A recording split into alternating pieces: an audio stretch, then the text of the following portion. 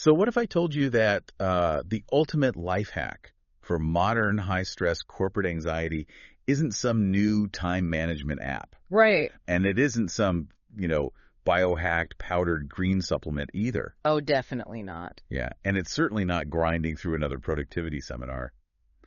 What if I said the most robust tool you could possibly find to rewire your panicked brain is actually a 3 billion-year-old fossilized bacteria? I mean, it sounds completely counterintuitive, right? Because we're walking around with these supercomputers in our pocket. Yeah, exactly. And we're so convinced that we are the absolute apex of logical, data-driven evolution, yet our nervous systems are they're absolutely fried. Coldly fried. We are perpetually reacting to synthetic environments, fluorescent lights, digital notifications. We're completely disconnected from our biological reality. Right, and when the pressure spikes, all that advanced logic we pride ourselves on just completely short circuits. It goes right out the window. Which is really the universal human dilemma right now. I mean, we are all just looking for a moment of gravity. Get a chance to breathe. Exactly. A moment where the spinning plates of our work life, our relationships, our mental health, where they just stop wobbling long enough for us to catch our breath. Yeah. We want healing and personal growth, but we are trying to achieve it inside a centrifuge. Yeah. So today's deep dive is really about stepping out of that centrifuge. I love that analogy. Thanks. Because we are decoding this massive encyclopedic source text today. It's titled Crystal Affirmations for Healing, Balance, and Spiritual Growth.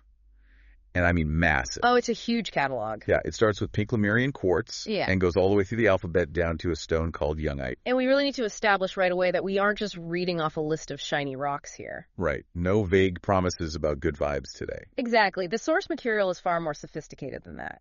What we're doing is extracting a highly structured psychological and emotional toolkit. We're looking at this fascinating intersection of geological history, somatic mindfulness, and the verifiable neurological power of the spoken word. Because the text doesn't just hand you a crystal and say, put this in your pocket and your life will magically be perfect. Right. It pairs every single physical stone with a very specific cognitive framework. Yes, and before we even touch on the specific stones, before we get to the 3 billion-year-old bacteria, which I am so excited for, we have to map out the foundational methodology the text prescribes.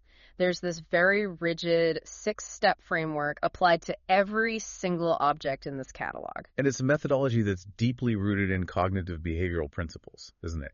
Even if it's using metaphysical language. It absolutely is. So step 1 is simply selecting the crystal, finding a piece that physically resonates with you. Okay, makes sense. Then step 2 is setting an intention.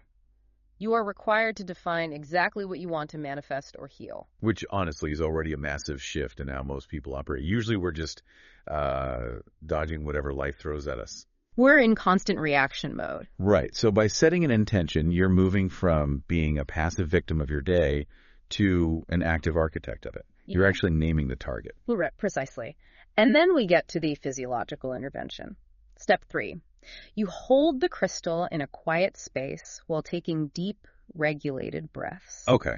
Step 4 is reciting the specific affirmation provided by the text, either aloud or silently, but focusing intensely on the meaning of the words. Step 5, you visualize the energy of that intention physically manifesting around you. And step 6, you make it a habit.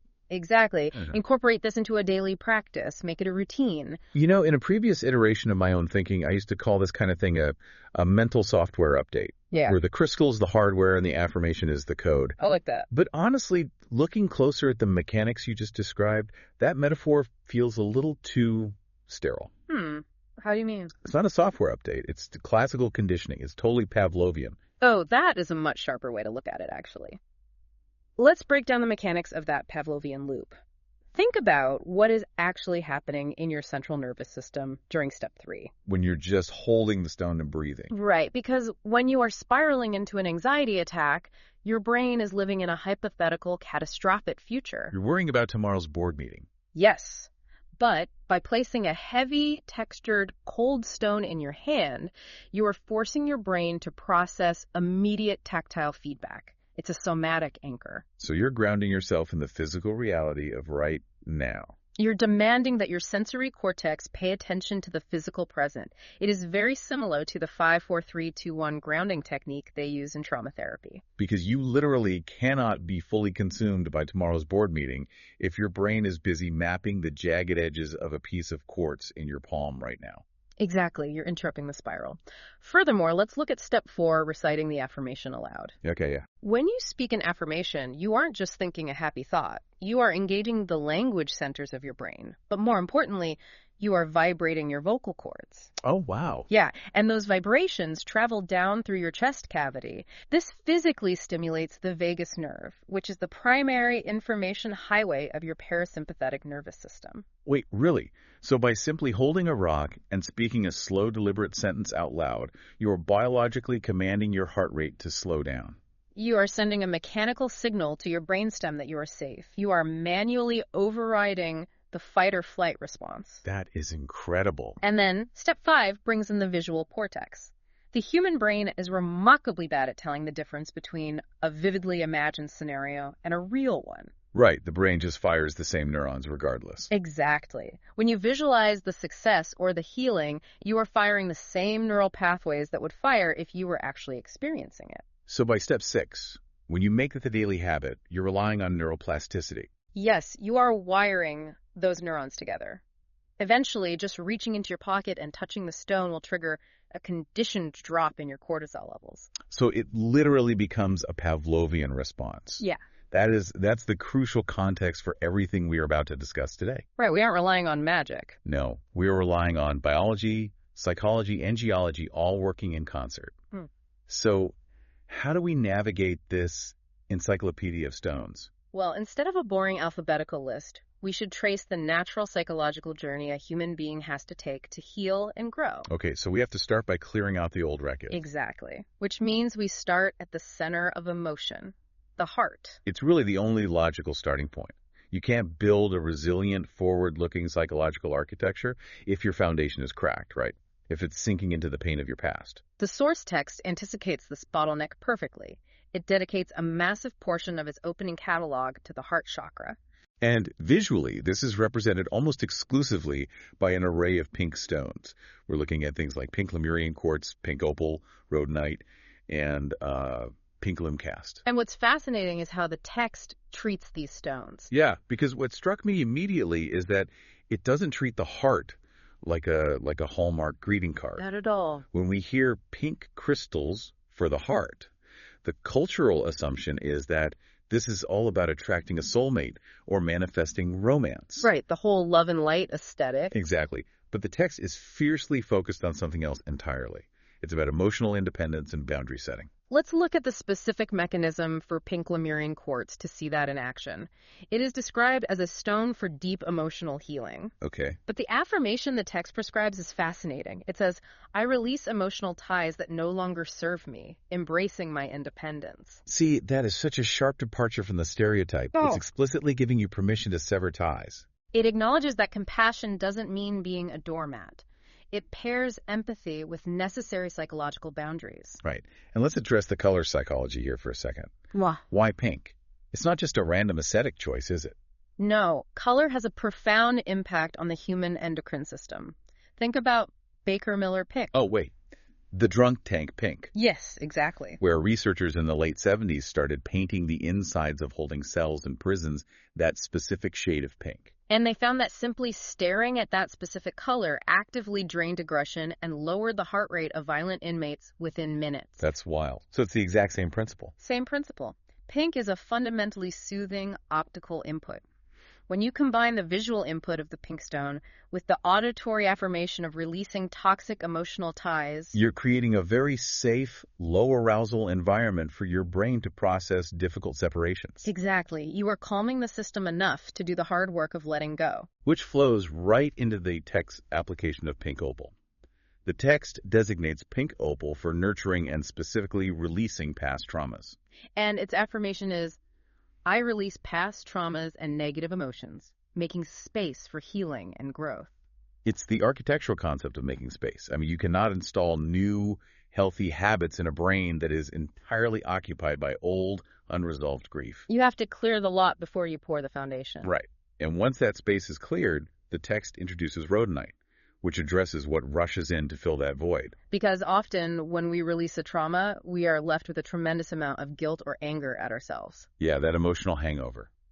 So the affirmation for rhodonite is, I embrace my emotions with love and understanding, fostering healing within. I really want to highlight the phrasing there. I embrace my emotions. Yeah, it doesn't say I banish my anxiety or I destroy my sadness. That is a masterclass in modern psychological theory, specifically the concept of radical acceptance. In psychology, there's a concept called the ironic process theory. Also known as the white bear problem, right? Yes.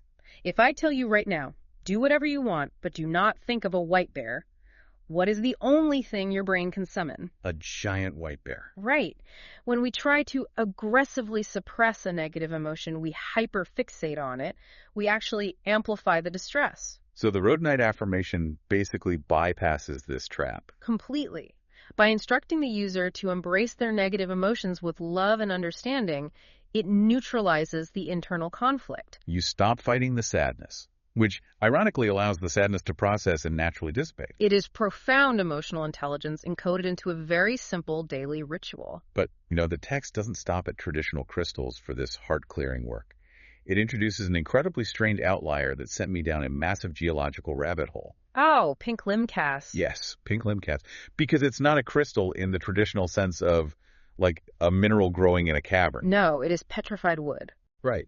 And at first glance, I was highly skeptical. I was like, why on earth are we using a rock that used to be a piece of wood to heal emotional trauma? It seems counterintuitive. Wood feels rigid. Petrified wood feels dead.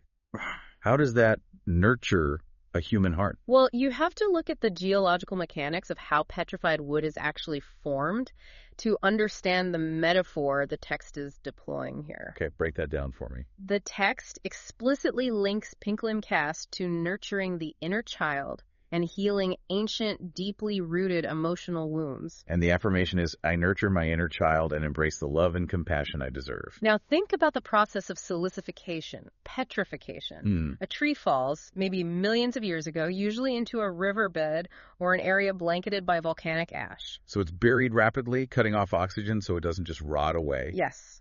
Then, over immense stretches of time, groundwater, rich in dissolved solids like silica, flows through the sediment. Cell by microscopic cell, the original organic plant material decays and is simultaneously replaced by the minerals from the water. That is so cool. It retains the exact visual structure of the wood, the bark, the tree rings, but it has been completely transformed into solid stone. So applying that to the inner child, the text is using the pink limcast as a literal physical metaphor for surviving the unimaginable. Exactly. Your childhood trauma, your vulnerability, the soft, organic, easily damaged parts of you were subjected to intense pressure. You were buried under the ash of your circumstances. But instead of decaying and destroying you, that pressure slowly replaced your fragile parts with unyielding strength over time. Wow. It is the ultimate reframe of trauma. The stone literally proves that what was once soft and vulnerable can endure the harshest conditions and emerge as something permanent and solid. It's capable of holding weight now. When you hold a piece of pink limcast, you're holding physical proof of enduring transformation. You're telling your inner child, the pressure didn't break us. It crystallized us. It's a beautiful concept. Okay, so we've used this pink silicified wood to pry open the chest cavity emotionally. We've released the toxic ties. We've practiced radical acceptance. We've nurtured that deep inner child wound. Right.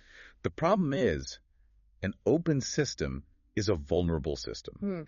If you walk into a crowded subway car or a toxic office environment or, a tense family Thanksgiving with your emotional doors blown completely wide open, You are gonna get steamrolled. Exactly. You're completely defenseless against everyone else's negative energy. So how does the text build a defense system? Well, it recognizes that vulnerability without boundaries leads to collapse. Visually and energetically, the source material completely shifts gears here. We move away from the soft, soothing pinks. We drop straight down the human energetic spine from the heart to the root. We enter the realm of deep reds, opaque blacks, and heavy, smoky varieties. We are talking about the stones of grounding and protection, the roots of resilience. And if we are talking about the root chakra, we are moving out of the realm of feelings and into the realm of pure survival, physical reality, and gravity. All right, the text brings in red jasper, which it explicitly labels the stone of endurance.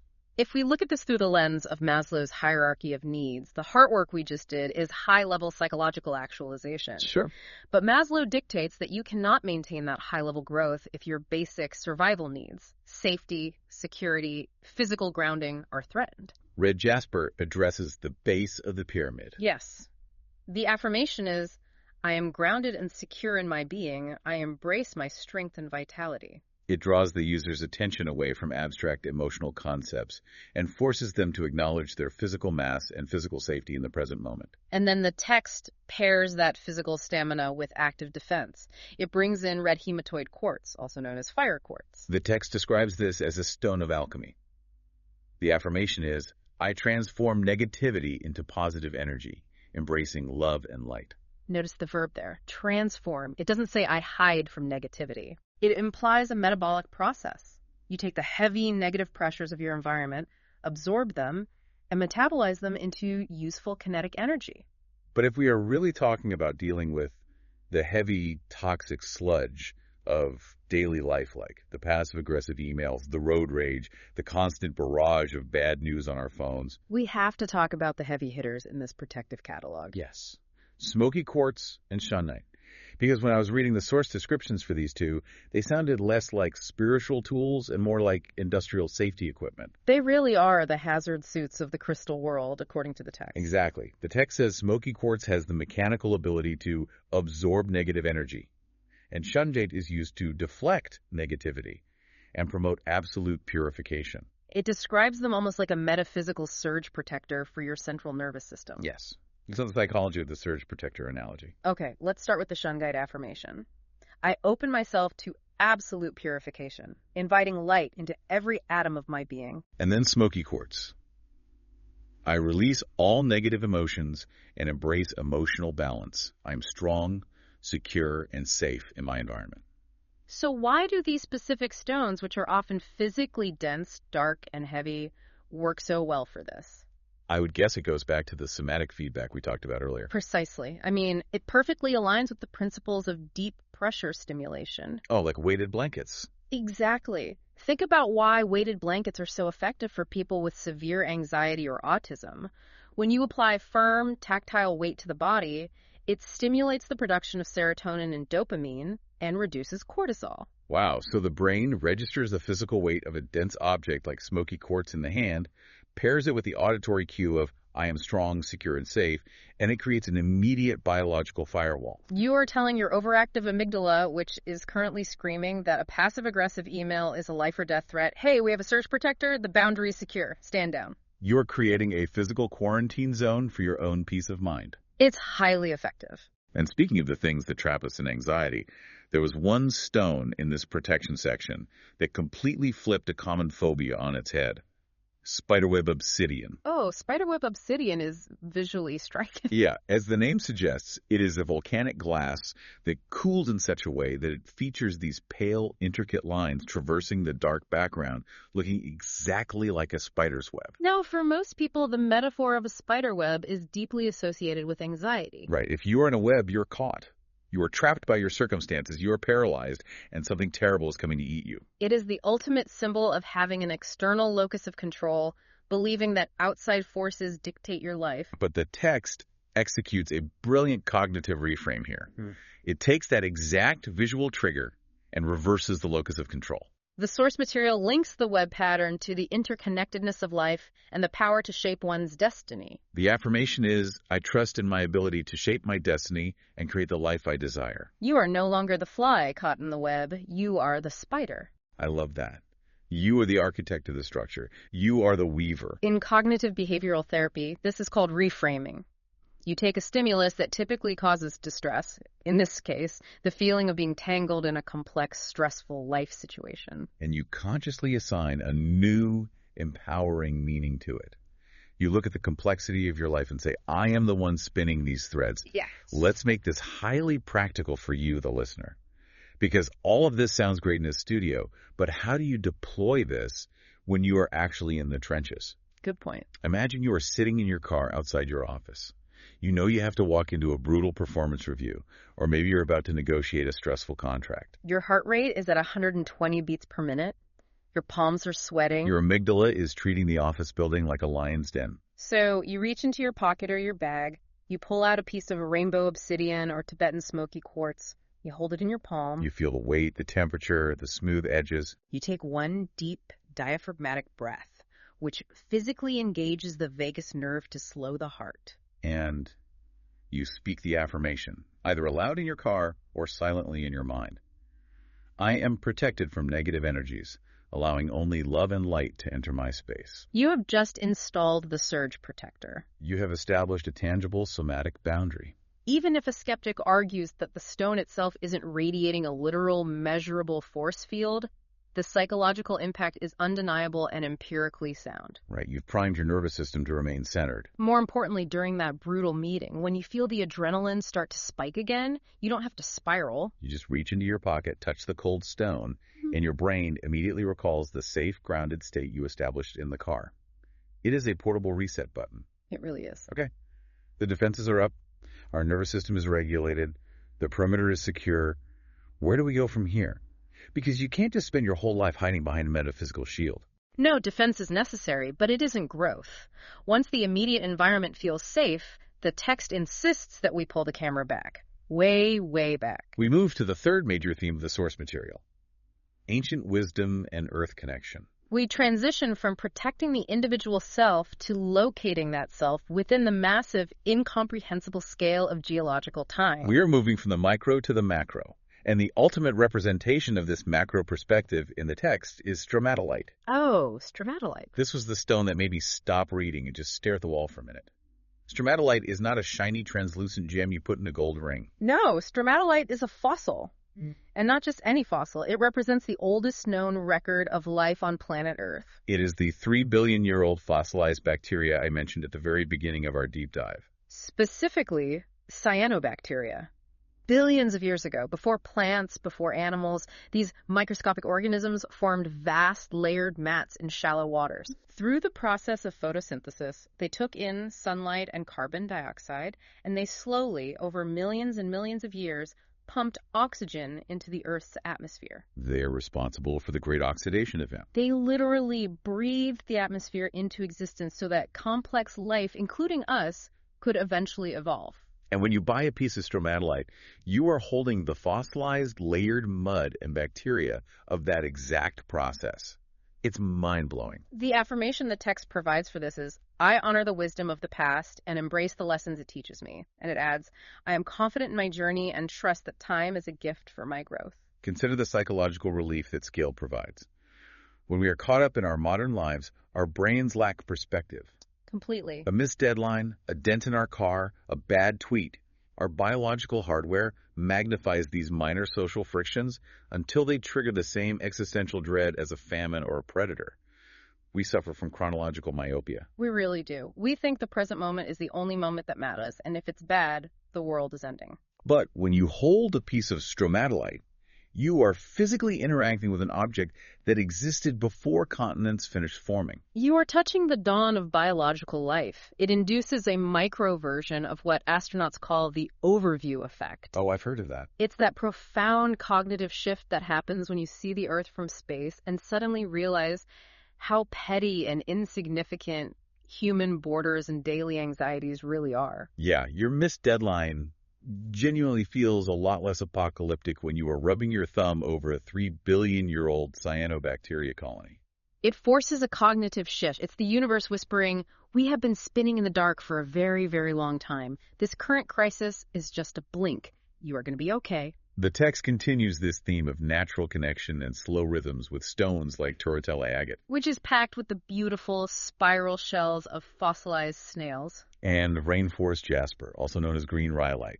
The focus shifts to finding what the text calls the natural rhythm in life. The affirmation for rainforest jasper is, I am deeply connected to the earth, embracing the joy of being alive. Now, I have to play devil's advocate here for a second. Go for it. I read that affirmation, I am deeply connected to the earth.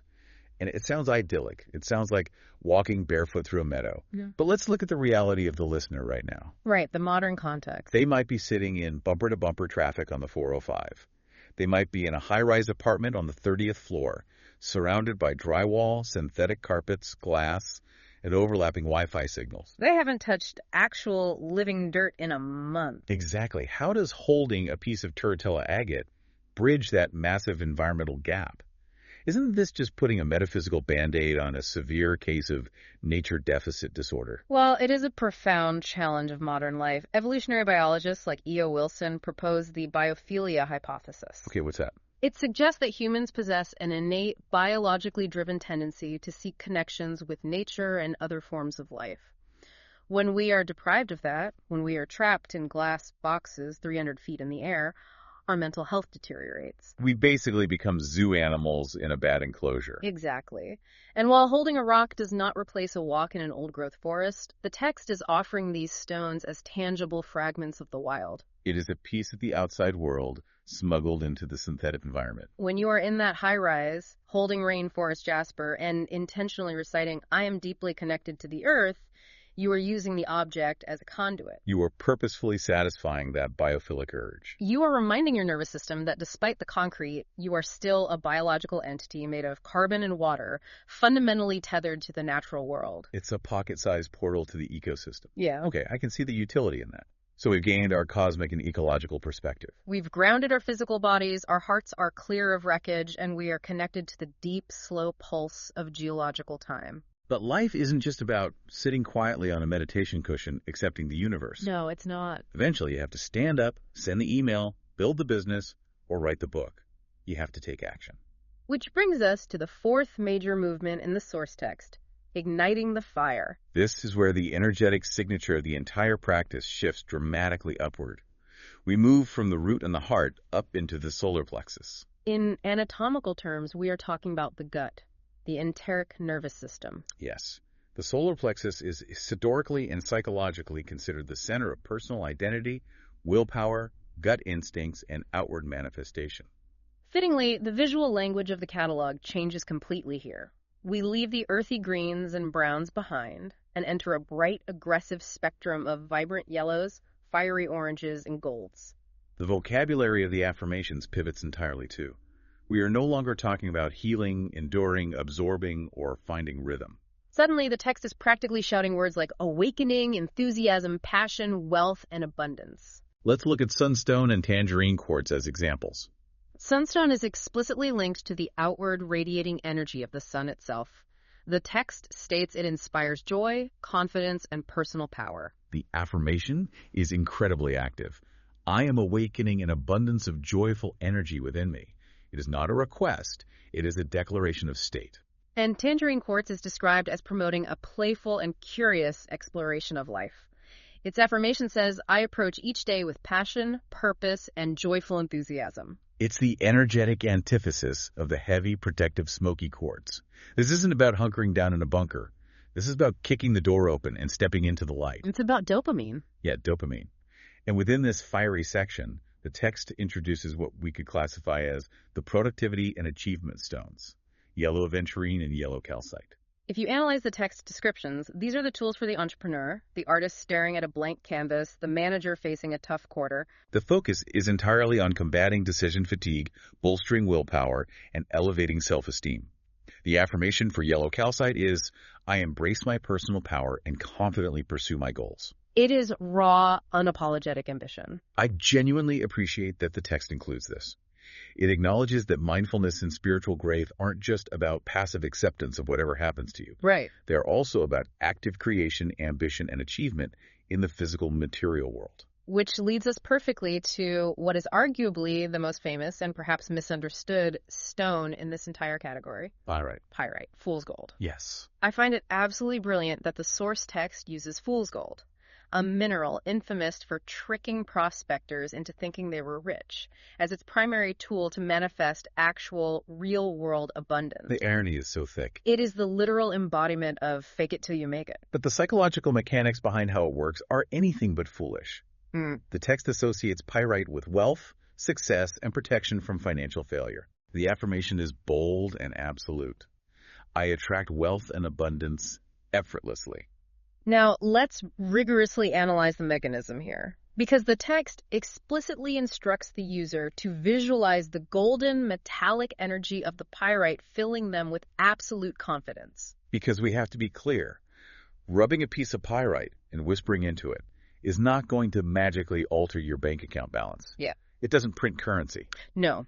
The pyrite does not change the external world. What the pyrite alters is your cognitive bias. It hacks your brain's filtering system. Exactly. Let's talk about the reticular activating system, or the RAS. The brain's bouncer. That's the perfect analogy. The RAS is a network of neurons located at the base of your brainstem. Okay. At any given second, your senses are bombarded with millions of bits of information. If you processed all of it, your brain would literally crash. So the RAS acts as a bouncer at the door of your conscious mind. It filters out 99% of the noise and only lets in what it believes is important to you. It's why you can be in a loud, crowded cocktail party, ignoring hundreds of conversations, but the second someone across the room says your name, you hear it instantly. Your RAS flagged your name as highly important. Exactly. So how does pyrite hack the bouncer? Well, if you wake up every day feeling financially insecure, your RAS filters your reality to show you evidence of your lack.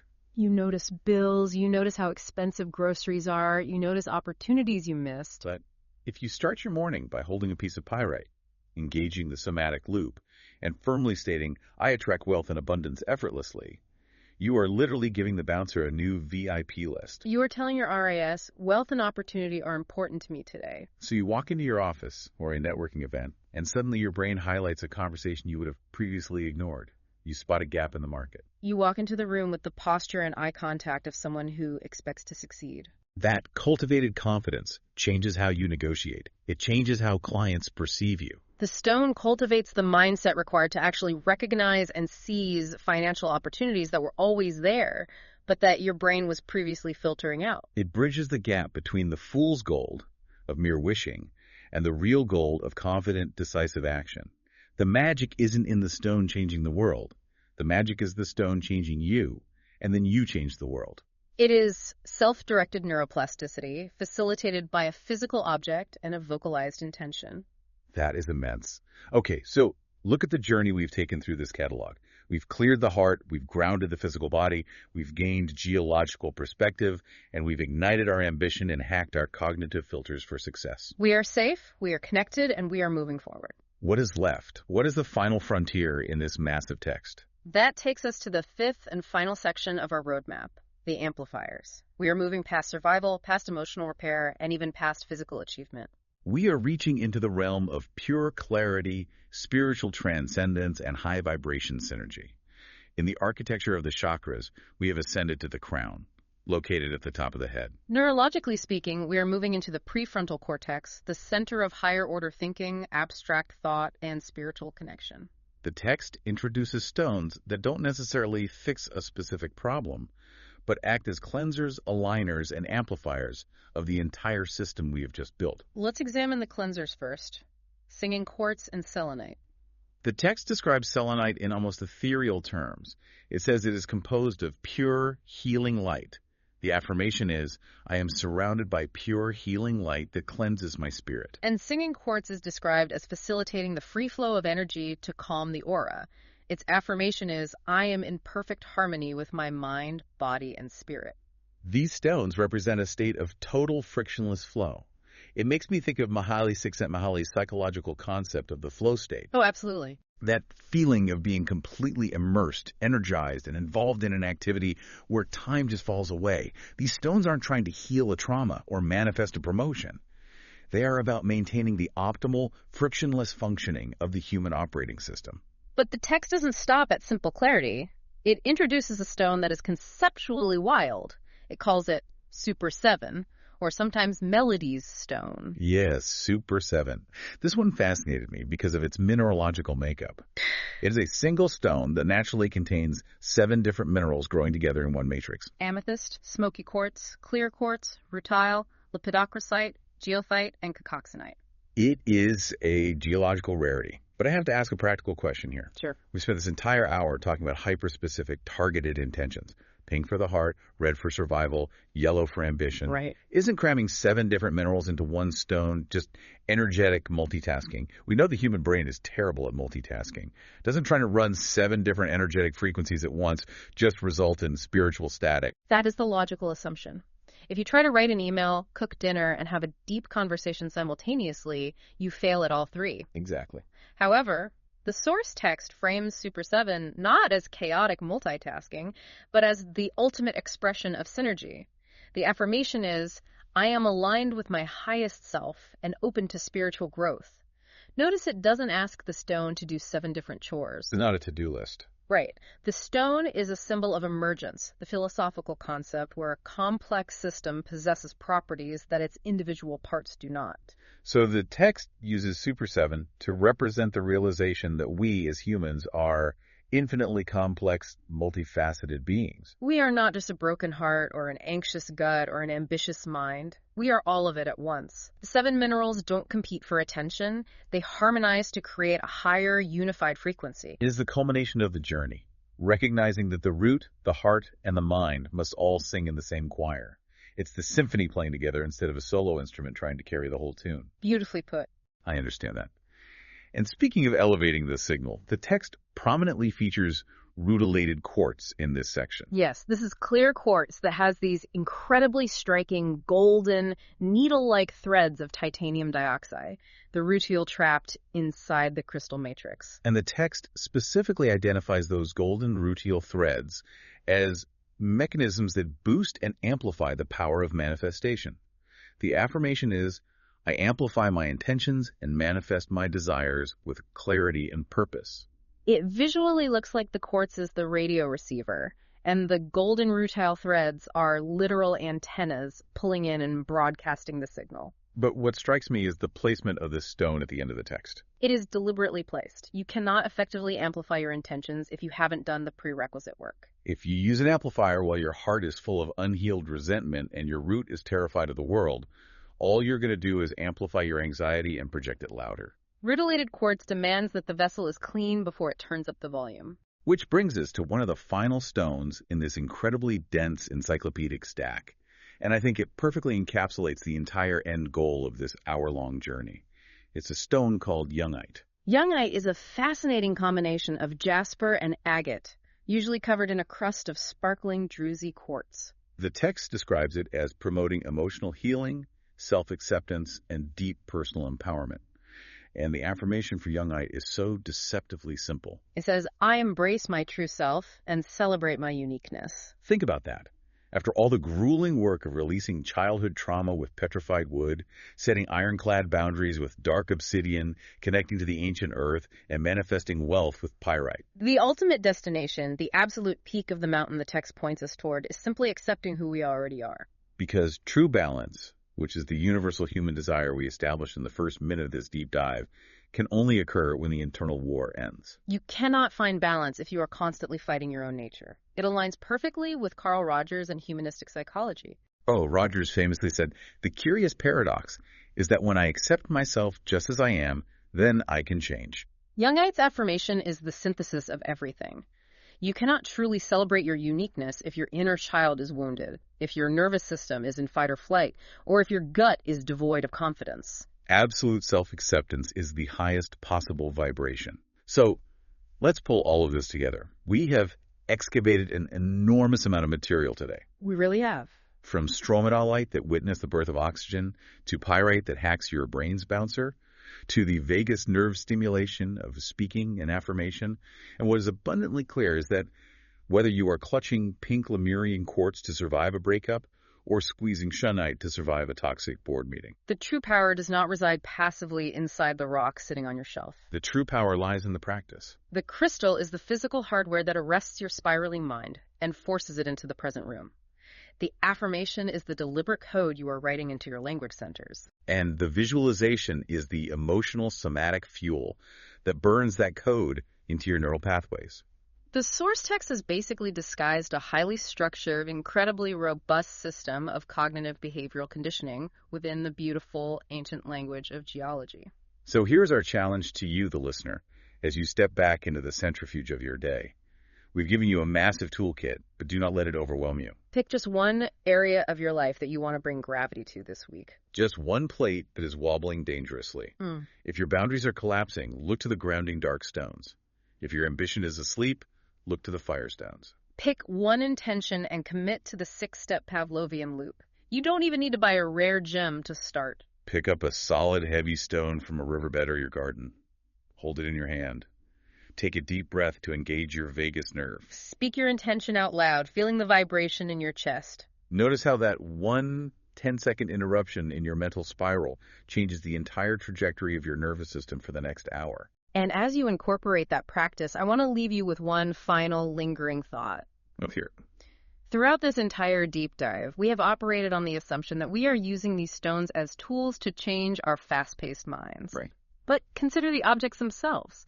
From the 3-billion-year-old stromatolite to the deeply buried quartz, these minerals have existed in utter darkness, absorbing the Earth's most violent pressures, extreme heat, and tectonic shifts for eons. Without rushing, without panic, without anxiety. They just endured. They just existed. The ultimate masters of radical acceptance. Precisely. So when we hold them in our warm hands today, standing in the middle of our chaotic, synthetic, hyper-accelerated modern world, and we whisper our frantic little daily affirmations into them, it raises a profound question about the nature of this exchange. Are we truly programming the crystal to help us adapt to our frantic lives? Or, by quietly holding on to an object of such immense, incomprehensible age and stillness, are we actually allowing the ancient patience of the earth to finally reprogram us? Wow, that brings us right back to the beginning. Maybe the secret to dealing with all those spinning plates isn't getting faster at catching them. Maybe the secret is realizing the ancient ground beneath our feet isn't spinning at all.